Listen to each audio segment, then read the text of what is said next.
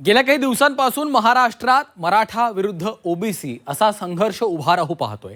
याला कारण ठरलं सरकारनं काढलेला मराठा आरक्षणासंदर्भातला GR। ओबीसींचं आरक्षण संपवण्याचा हा डाव असल्याचा आरोप देखील केला जातो। आता या सगळ्या वादावर शरद पवारांनी आपली भूमिका स्पष्ट केलेली आहे। पाहूयात। महाराष्ट्राचं चित्र थोडं वेगळं झालेलं आहे। हा समस्येचा विचार हा अस्थिर होतं का काय असं दिसतंय। ही सामाजिक ऐक्याची वीण आहे ती उसळते का काय असं चित्र दिसतंय।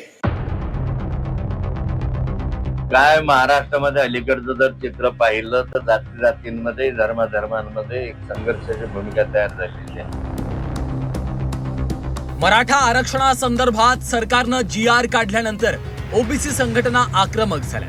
राज्यात आरक्षणावरून मराठा विरुद्ध ओबीसी असा संघर्ष सुरू असतानाच शरद पवारांनी एक मोठं विधान केलंय। सध्या महाराष्ट्राचं चित्र वेगळं दिसत असल्याचं पवारांनी म्हटलंय।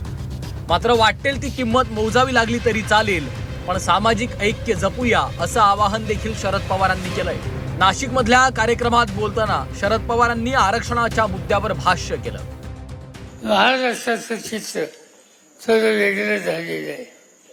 हा समस्येचा विचार हा अस्थिर होतं का काय असं दिसतंय। ही सामाजिक ऐक्याची वीण आहे ती उसळते का काय असं चित्र दिसतंय। आणि आज जास्त समज या सगळ्यामध्ये एक वेगळं चित्र या ठिकाणी दिसतंय। माझ्या मते हे एक प्रकारचं आव्हान आहे। काय वचन ते किंमत द्यायची असेल तर किंमत देऊ, पण महाराष्ट्र एकसंघ कसा नाही। दरम्यान पत्रकारांनी अजित पवारांना याबाबत प्रश्न विचारला।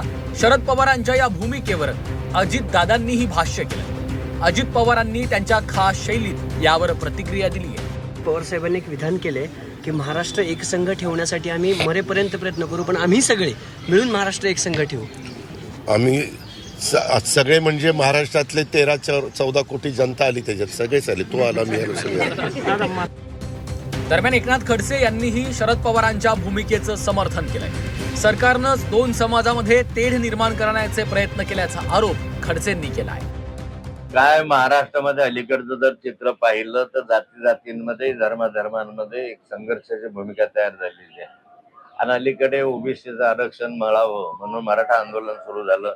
त्यानंतर बंजारा समाजाने एसटी मध्ये आरक्षण मागितलं, कोळी समाजाने महादेव कोळी वगैरे एसटीचं आरक्षण मागितलं, लिंगायत समाजाने आम्हाला वेगळा धर्म द्यावा म्हणून अशा स्वरूपाची भूमिका मांडली। एकंदरीत महाराष्ट्रामधलं सामाजिक स्वास्थ्य बिघडत आहे आणि हे स्वास्थ्य बिघडताना पाहून शरद पवार साहेबांनी या संदर्भातली भूमिका आपली स्पष्ट केली। हे सारं एकत्र करणं, सामाजिक स्वास्थ्य टिकवणं ही महाराष्ट्राची गरज आहे आणि त्यासाठी सर्वांनी प्रयत्न करण्याची आवश्यकता आहे। आरक्षणाच्या मुद्द्यावरनं राज्यातलं वातावरण तापलंय। मराठा समाजाला ओबीसीतून आरक्षण देऊ नका या मागणीसाठी ओबीसी संघटना आक्रमक झाल्या।